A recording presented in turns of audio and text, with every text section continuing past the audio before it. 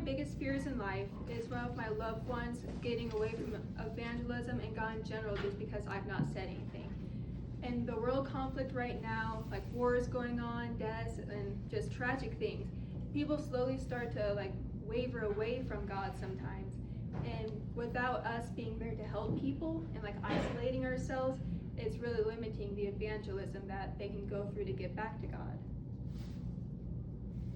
Alright, so we're having a growing distance away from each other, and how like isolation, mainly due to the pandemic, and like how we all had to stay, we all had to quarantine and isolate. And whenever we did that, we were spreading ourselves like away from the like non-believers or like believers of another religion, and we couldn't like share the word as much as we hopefully did before. And like we started to get online a lot more, and how like Christian influencers and pastors and like street preachers, they would get the gospel out that way, but at the same time controversy came in, and it kind of knocked down some guys and girls' faith even more. And yeah, we're starting to have few realer conversations. Like, I don't know if you've noticed, a lot of people are more like timid than they were before, at least from what I've seen in my friends. And yeah, faith is not being shared as much as it should be or was in the past. And I feel like that's really limiting our powers in what God and Jesus Christ tells us to do, like in the Great Commission, like making disciples in his name. And though social media and like some isolation is healthy, at the same time it's not enough, and it's not what we were exactly called to do.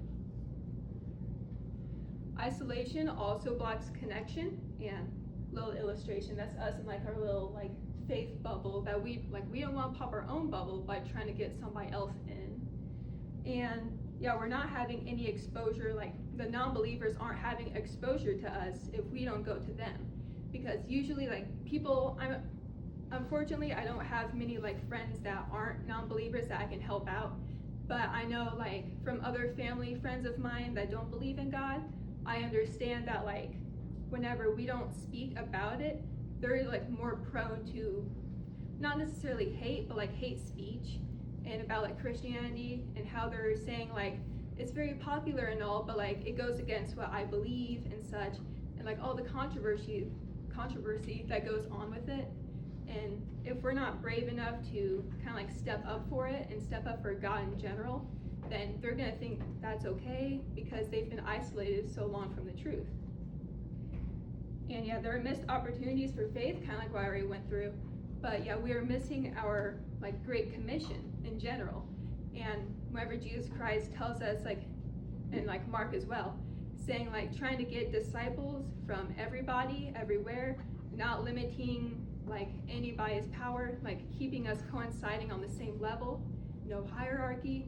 But especially like again after the pandemic, the 21st century in general, everybody is kind of making their own rankings and kind of isolating themselves from people that are either like really like they act like high and mighty compared to others, or the people that just don't talk at all. There's been a weird ranking from this.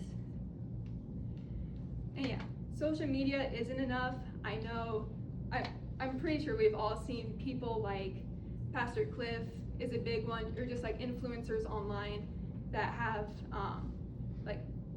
they're in like the public, they're like street preaching, and people can go up and ask them questions.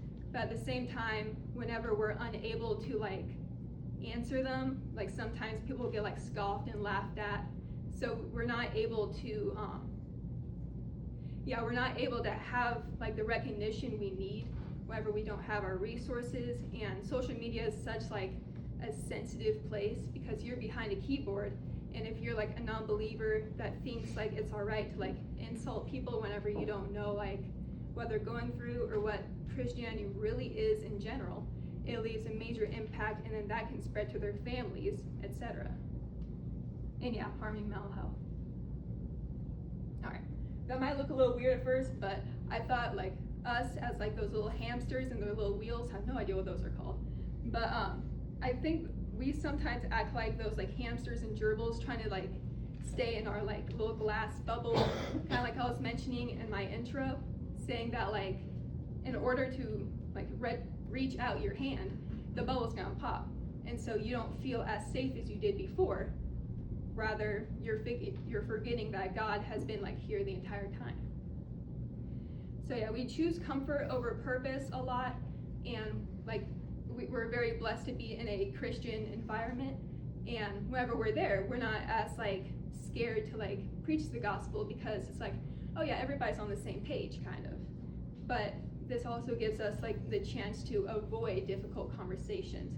And like public speaking, like this class is a great example of how like kind of get your nerves out of the way and preach, but at the same time, whenever you're just denying all those opportunities, it can become like your own faith becomes inactive. And yeah, in order to step out, we need to step in, because yeah, like leaving our comfort zone, kind of like my cute little hamster there. I love that thing. But like, yeah, just like leaving our comfort zones, like leaving our rooms, like taking off our blankets, everything, because like, yeah, we've gotten so used to like isolating and being comfortable with ourselves, but at the same time, we're not called to be comfortable. We're called to be like disciples and make disciples in His image and living out the gospel. So, thank you very much.